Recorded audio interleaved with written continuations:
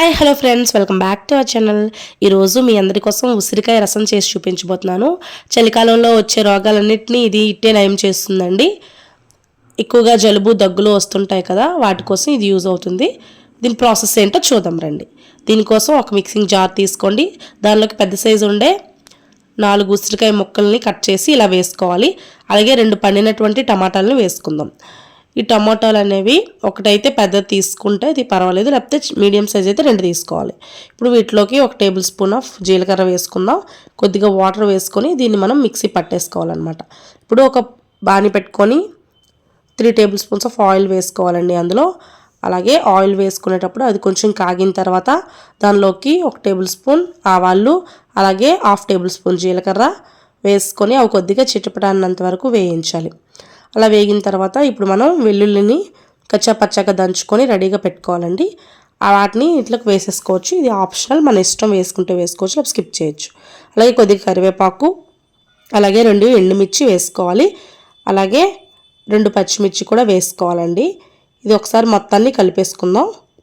అల్లం తురుము కూడా వేసుకోవాలి. ఇప్పుడు దీనిలోకి కొద్దిగా ఇంగువని యాడ్ చేసుకోవాలండి. ఇంగువ వేస్తే మంచి స్మెల్ కూడా వస్తుంది.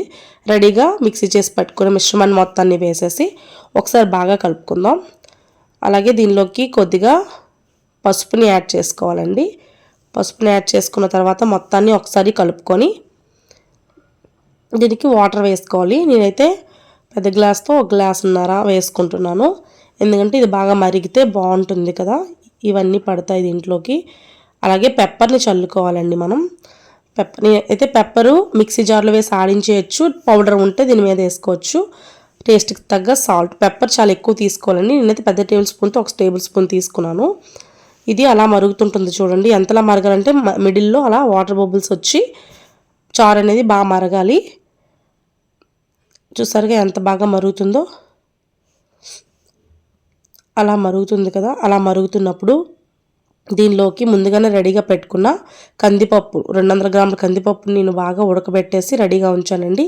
దాన్ని దీనిలోకి యాడ్ చేసేసుకోవాలి. ఇలా యాడ్ చేసుకోవడం వల్ల చారు కొంచెం చిక్కగా ఉంటుంది. మనం కావాలంటే నార్మల్ రసంలాగా కూడా పెట్టేసుకోవచ్చు అనమాట. అది పలుచగా ఉన్నా బాగానే ఉంటుందన్నమాట. దీనిలోనికి ఇప్పుడు కొద్దిగా సాల్ట్ వేసుకుంటున్నాను.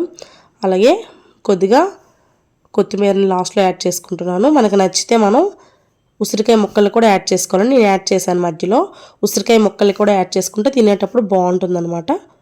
ఇప్పుడు మొత్తాన్ని ఒకసారి కలిపేసుకుందాం. చూసారుగా ఉసిరికాయ ముక్కలు, ఆ కొత్తిమీర, చారు ఎంత కమ్మగా ఉందో.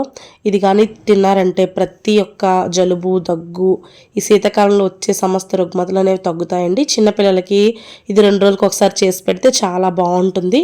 చూసారా, వేడి వేడి చారుని అలా అన్నంలో తీసుకొని తింటే చాలా బాగుంటుందండి. ఒకసారి ట్రై చేసి చూడండి.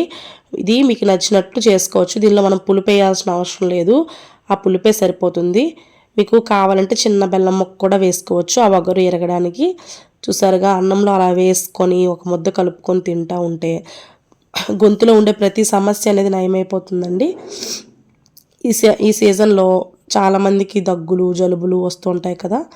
మీకు కానీ ఈ వీడియో నచ్చినట్లయితే లైక్ చేయండి, షేర్ చేయండి, సబ్స్క్రైబ్